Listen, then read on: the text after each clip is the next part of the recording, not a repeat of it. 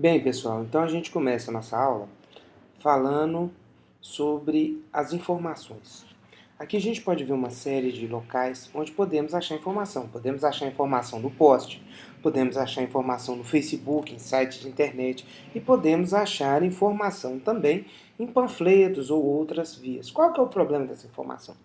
Isso aqui é uma caricatura dos tipos de informações que podemos ter, porque, na verdade, o que a gente precisa é de uma fonte fidedigna. Bem, em biologia molecular existem atualmente várias bases de dados, Assemble, várias outras. A principal seria o NCBI, certo? Então, dentro do NCBI, a gente tem um projeto feito, né, pelo Centro de Biotecnologia Americano, onde a gente tem todas as informações necessárias para entender um cromossomo, gene, artigos e por aí vai.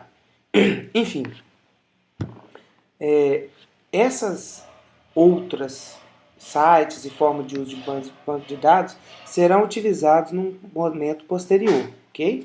Então, a princípio, o NCBI será nosso guia de base de dados. Bom, tudo da biologia molecular pode ser resumido uma pergunta simples que a gente usa quando é criança. O que eu vou ser quando eu crescer?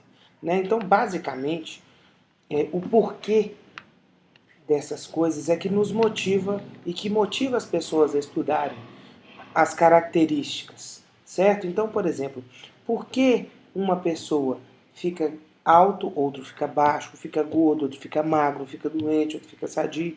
Então, basicamente, a gente tem esse paradigma central que moveu a história da biologia molecular. Mas que essa história começa em 3500 a.C., com Aristóteles, quando ele afirma e descreve sobre a teoria da geração espontânea, ou a geração dos animais.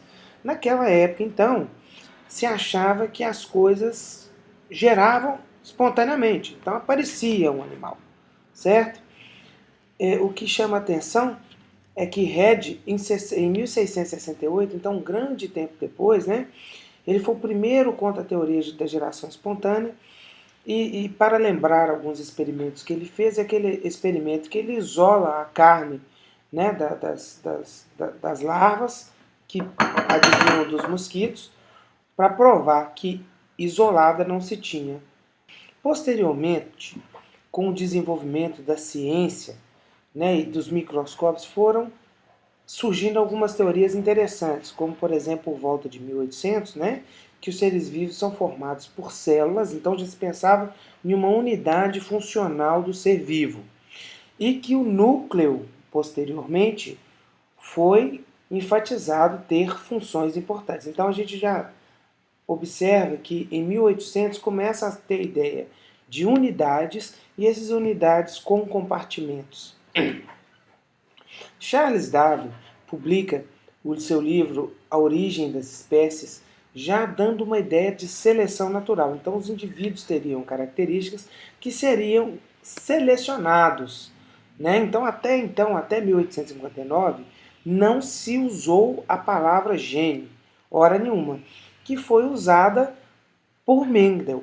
Né? Então, para aqueles que não conhecem a história do Mendel, o Mendel era um padre, né? Era um padre que ensinava para colégio. E ele fez um estudos em ervilhas. Né? Então ele pegou ervilhas, viu determinadas características, se eram amarelas, se eram rugosas, e viu que essas características estavam associadas a alguns, aí ele chamou de gene, que se separavam, esses genes se separavam independentemente. Então as características que o Mendel observou é que esses genes se separavam independentemente. Foi interessante que o Mendel ele produziu esse trabalho e ficou por um bom tempo no esquecimento, né? O Mendel ficou um bom tempo, até porque não era um pesquisador respeitado, não frequentava as academias, era um, um monge que teve um estudo feito e não foi muito levado a sério. Em 69, então, foi isolada uma substância que foi reconhecida futuramente como DNA, mas até então não se sabia o porquê nem para quê. Em 1900 que se recobre, que voltam as leis de Mendel das características do gene, né? Então começa a se estudar todo o trabalho que Mendel havia desenvolvido e o que ele havia postulado. Bom, em 1910 começa a base da genética moderna, ao se determinar que os genes são regiões dos cromossomos, certo? Em 1929, então, foi descoberto os componentes de DNA, porém não sabia qual seria a estrutura molecular desse gene. Então, Griffith fez um experimento bem interessante. O que ele fez? Ele pegou algumas bactérias que não eram letais e inseria no animal. O animal ficava vivo. Ele pegava algumas bactérias, pneumococos, que eram letais, inseria no animal, o animal morria. O que ele fez? Ele ferveu essas bactérias letais e injetou no animal. Mostrou que o animal não morreu. Então o que ele demonstrou aqui? Que aqui ele neutralizava o potencial de agressivo dessas bactérias. O interessante foi que quando ele misturava esse caldo que foi fervido a 100 graus com as bactérias não patogênicas, o animal voltava a morrer.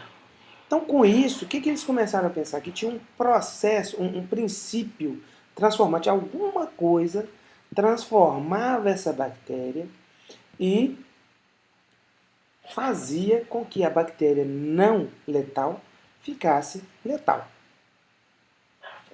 Então, em 1944, foi demonstrado que o DNA era o princípio transformante. Em 1950, foi demonstrado que o DNA carrega a informação genética.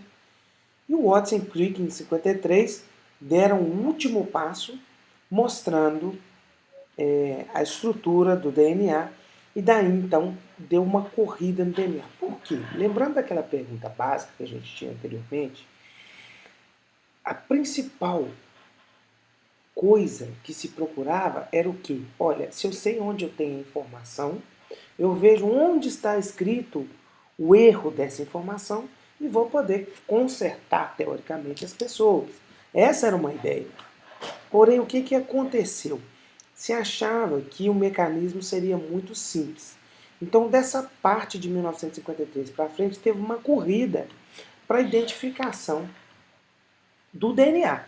Né? Porque no DNA estava a informação genética, logo, se soubéssemos a sequência de DNA, saberíamos quais eram os erros. Né? Isso foi futuramente conhecido como o Projeto Genoma. Bem, pessoal, então, a biologia molecular é uma das ferramentas necessárias para entender o surgimento das doenças, certo? Obviamente que ela é apenas uma das ferramentas, porque as doenças geralmente se baseiam nos fatores ambientais, na suscetibilidade genética, que a gente pode incluir epigenética e outros fatores, principalmente a gente quer dizer isso aqui como fatores do hospedeiro, e estilo de vida. O importante é tentar usar a biologia molecular para entender o comportamento das doenças. Como assim? Bem, então anteriormente, como que a gente fazia? A gente observava alguma alteração no ambiente, né, relacionada ao desempenho, procurava entender o fenótipo e o genótipo. Atualmente, a gente tem a forma de alterar o DNA ou alterar uma outra substância, né, ou seja, alterar as moléculas, tentar entender os fenótipos e desempenho. Então, atualmente, a gente possivelmente faz o caminho contrário.